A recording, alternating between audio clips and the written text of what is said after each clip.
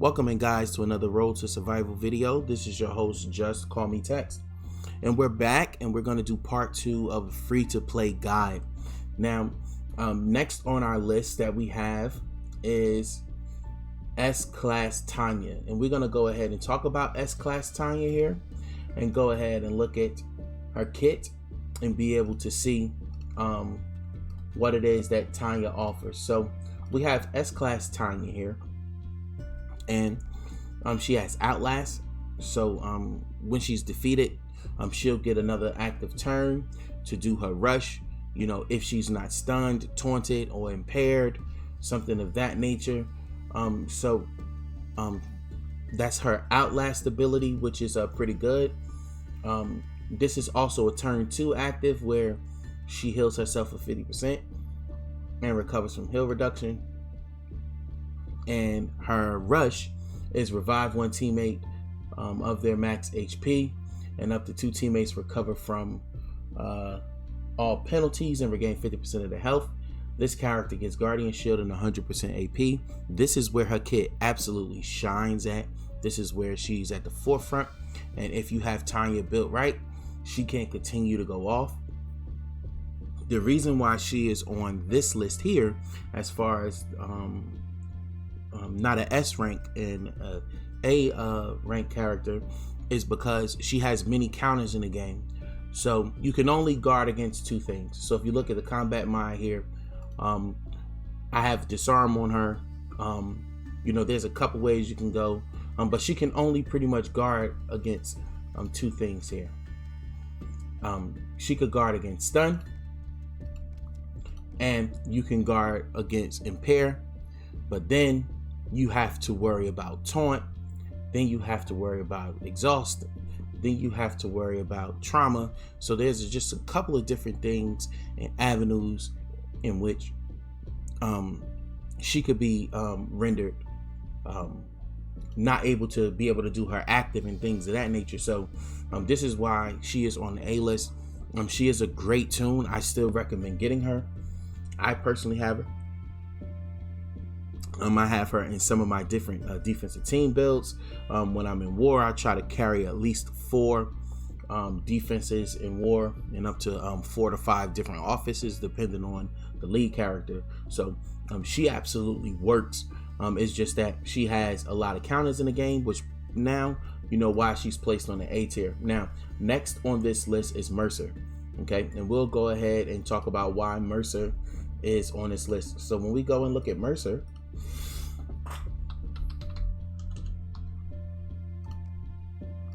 okay, at one time Mercer was a really big part of the meta. He was definitely a S rank character. Now I have him on the A list because he could still be a really good lead, but it's possible he could be a B list character also as well, depending on where he's placed. So this is Mercer's kit. All tough and strong enemies get a huge bonus to AP when taking damage. And at the beginning of each wave, up to 5 enemies get stunned for 1 turn. You could easily counter this. There's many counters in the game for Mercer now. One definitely is Axel. Axel works really well. If you have these stun resist mods on, those could work as well. But a lot of people use him on defense, when I personally believe he is a offensive based character. So turn 1, he gets elusive for 2 turns. All teammates recover from bleed, burn, and maim. This comes in handy when you are in war and you have the different towers where it's 750 bleed for 3 turns and burn and things of that nature. So he'll definitely help the team out there. And this is where he shines at with his kit. Also too, he deals up to 800 damage to 3 enemies and stun those enemies for 2 turns. While battling on the defense team, he gains 75% bonus HP. So Mercer can definitely be used on the defensive side. You can build him defensively, you can build him offensively. He's a versatile toon, which is why I have him placed on the A team, the A class list here. And then you go to his weapon. His weapon has, when being attacked, a greater chance to stun What this does is this allows Mercer to be able to be on that team, because if you attack him, then there's a high chance of you stunning yourself. So a lot of times people will try to avoid attacking Mercer unless he's the last character, and then he can become a problem, keep getting this rush, things of that nature, depending on how he is built. So this is why Mercer is still on the A team list. Now, when we go back, the next person on the A class list is Davie. And the question you may be wondering is, why is Davie here? Is Davie usable? The answer is absolutely yes, Davie is usable. Let's go ahead and look at Davie. But Davie is here for a different reason. Not because of his S-class character, but because, and I repeat, Davie is the premier attack tool for a 5-star arena. He is a absolute nightmare. Be on the lookout for that video coming later today with my 5-star attack team featuring 2 Davies. Turn 1 team. No needed extra boost. Davie is a absolute monster, and I got some footage for that too. You be on the lookout for that. So Davie is up here because of his ability in 5-star arena. Not only that, if you have a good offensive team, you build them right, this is what Davie can do. He does hold the line. Turn 3, this character gets 75% attack, focus, and 50% defense for 3 turns. And Davie deals 500 damage to 1 enemy and all adjacent enemies. This character recovers from normalized and regains up to 50% of their health. And this is Davie's attached weapon. This character gains 25% bonus HP at the beginning of each wave. Now, this could definitely be switched out for something else. We know that the downfall to having yellow attack tunes is there's really no 5-star weapon boost that they can really have that's going to give them a competitive edge when it comes to offensive. That's the only thing that's lacking there, but he could definitely be used as a 6-star character. I've seen him used by some of my teammates in my faction, and he does a really great job for them. So Davie is definitely here. You can use him as an S-class, but he shines as a 5-star arena character. And I'll go ahead and just show you my 5-star arena team. And that team features Davie. So I'll show you my 5-star arena team here. And this is the team that I use, and it features Davie in it there. Be on the lookout for that. So the next character on our list will be Clementine. Let's go ahead and look at Clementine and see what her build is. And this is why Clementine is here. Clementine is a jewel, okay? Just recently discovered, because she doesn't fit pretty much into the meta at the moment. But why is Clementine an A-list character? And here's why Clementine is an A-list character. Okay, all strong and fast teammates get 25% attack and a huge bonus AP when attacking. All enemies get negative 25 defense for 4 turns at the beginning of each wave. Turn 3, this character gets focus for 3 turns. Up to 3 teammates recover from impairing, get 20% AP. Her active is not really important, but this is where Clementine absolutely shines. Deal 800% damage to 1 enemy. Remove all positive status effects from that enemy and all adjacent enemies. Clementine is used and can be used as a counter to the camouflage that Jesus runs. Clementine is one of my turn 2 attack teams, where I use her to cleanse, and then I use Priya to just go in there and just destroy. So Clementine is here for that reason.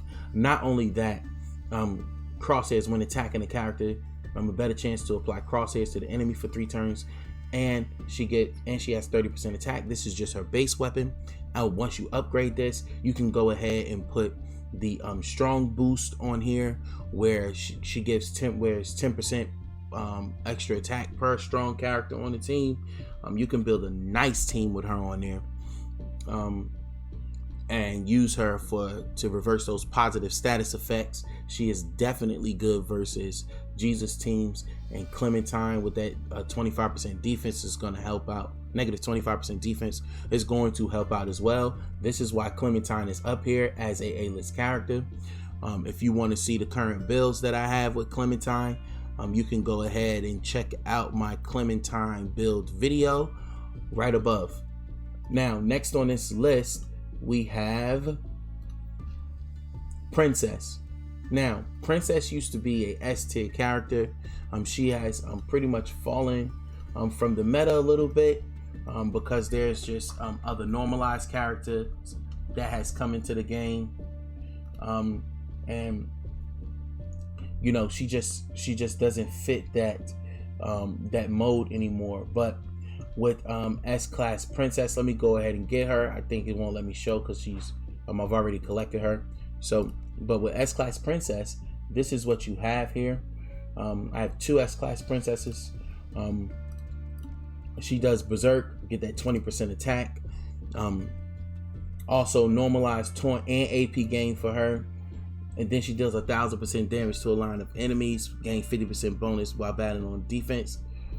Gain 50% bonus HP while battling on the defense. She also gets 30% defense for 3 turns. So she is absolutely good. Now, Princess does have a nice little base weapon, but I have fixed her weapon up. She uses the elusive 15% attack, and this is Princess base weapon. Rampage, double attack. This is a pretty nice setup for her, and Princess is still very, very good. She's still a very good character, but it's just that in the current meta, she's not as useful as she used to be, but she's still a top priority character. She is definitely a +1. She definitely could be an S-rate character, depending on the use also too. So that was S-Class Princess. Now after her, we have Negan, and we're going to talk about why Negan is here on the A-class list. So when we go into the museum, let's go ahead and look at Negan and bring him up. And this is one of the free-to-play characters that you eventually want to go after. I am working on getting Negan. As you can see, I typically like to collect all the cards first and then work on leveling up the characters. So when we look at S-Class Negan, this is what Negan brings to the table. He brings follow-up. We're familiar with follow-up because we've seen this follow-up in the game for quite some time now.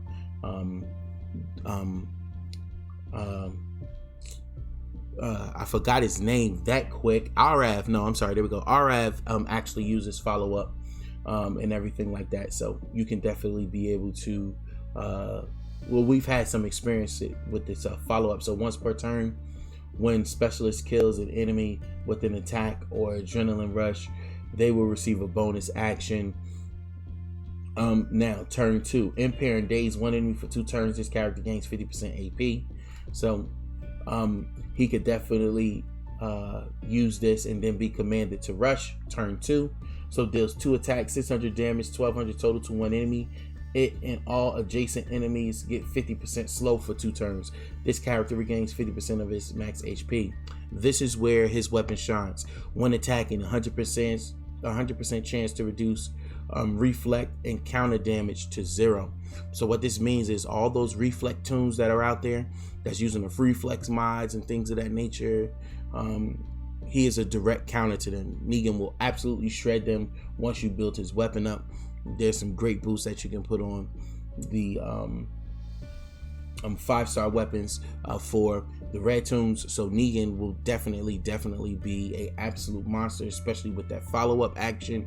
He is great and will be really good to be able to use on any of your attack teams.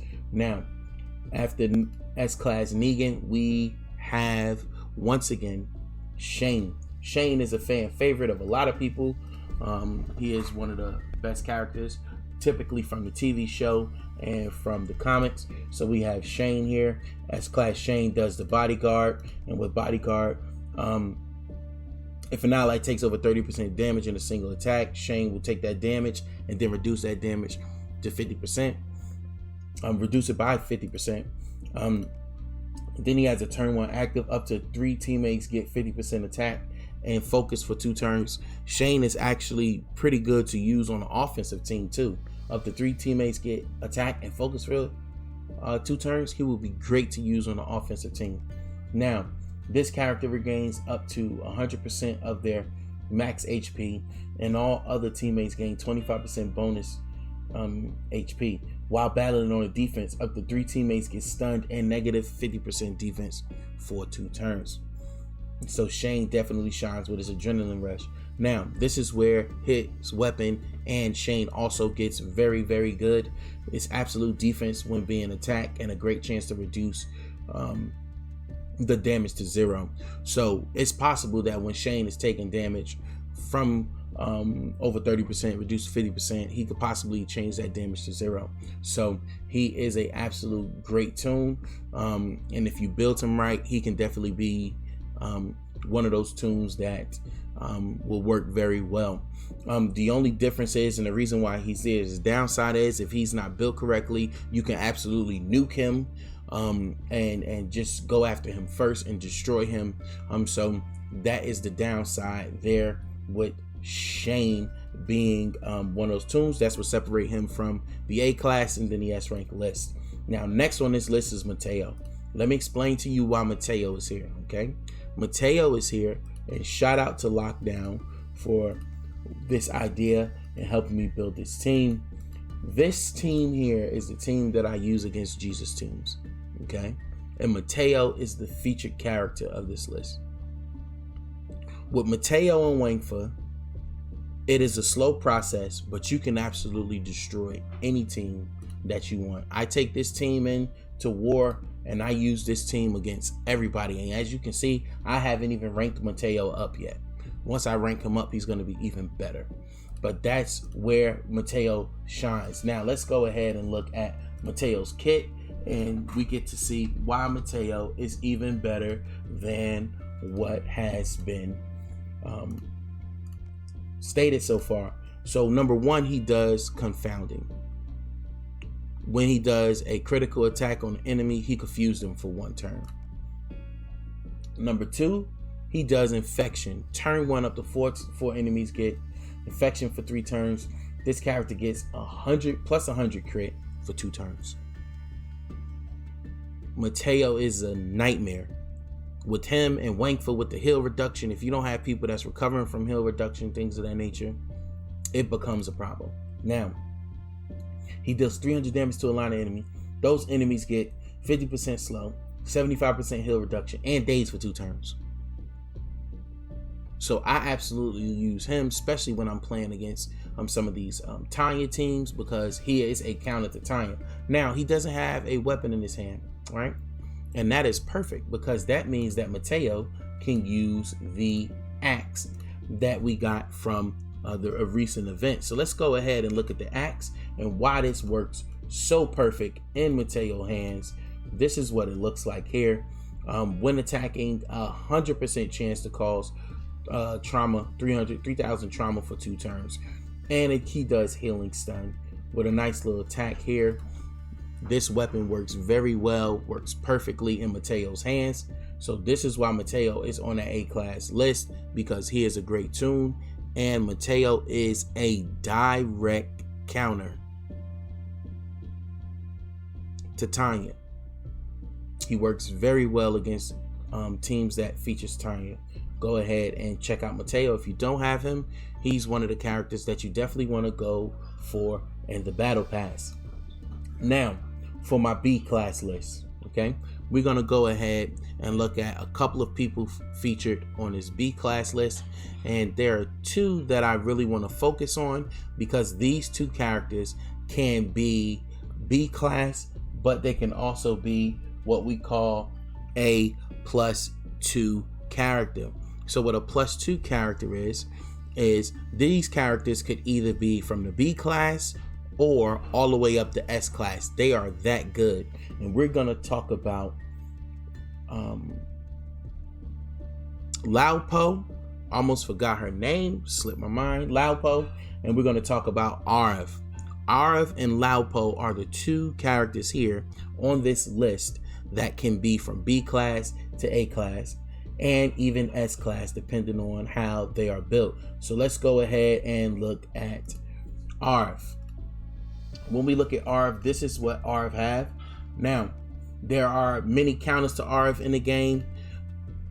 He does follow-up. We just talked about follow-up recently. Not only that, turn 2, up to 3 teammates recover from main, bleed, and burn. And he deals 750% damage to a line of enemy, and this character gets 100% AP. If there's no trauma out there, if there's no exhaust out there in the field, Aarav will just continually keep going off. Now, when we look at his regular damage numbers here, this is pretty low for an S-class attack character now with the current meta. But if you built him right and you built his weapon right, he can be a nightmare with crit expert. He is, turning all base attacks into crit.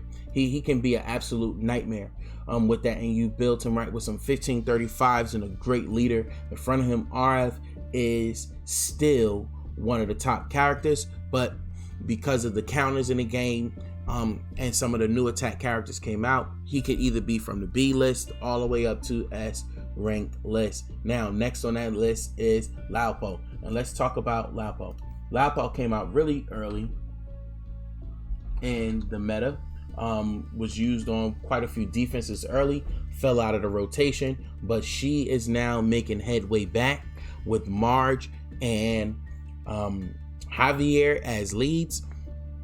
She can be put on a team, and once she goes off and start going off, she becomes an absolute problem. Now, not only that, she has a great lead skill, 30% HP, 30% defense, and a huge bonus to AP when taking damage. Turn 1, up to 5 enemies get 300 exhaust for 3 turns, and this is where she shine. Now, the only issue is that the AP rush is 85. I wish that was lower, like 66 or 76. One of those. She would be even better in one of the top tier characters, an S tier character. So up to 5 enemies gets impaired days and negative 60% attack for 3 turns. And Laopo does not have a weapon in her hand, so you can be able to put a different weapon in her hand. There's a couple different ways you can go: stun weapon, healing stun, HP, 30% HP, 40% defense. I mean, it's just quite a few ways that you can definitely go with Laopo. And if you put Laopo in the correct team, Laopo can be really good. And this is why Laopo could range from either a B class character all the way up to a S rank character. So there you have it with the A list and the B list here. This is your boy, Just Call Me Text. Please hit that like, subscribe, notification bell. Keep up with all the videos that I am posting. I'm really close to 400 subscribers, just one away. I want to thank you guys, and I appreciate all the support. Looking forward to pushing to the next marker of 500 and eventually getting to over 1,000 subscribers, which is my goal by June. I just want to thank you guys for the support. Appreciate it. This your boy, Just Call Me Text. Peace.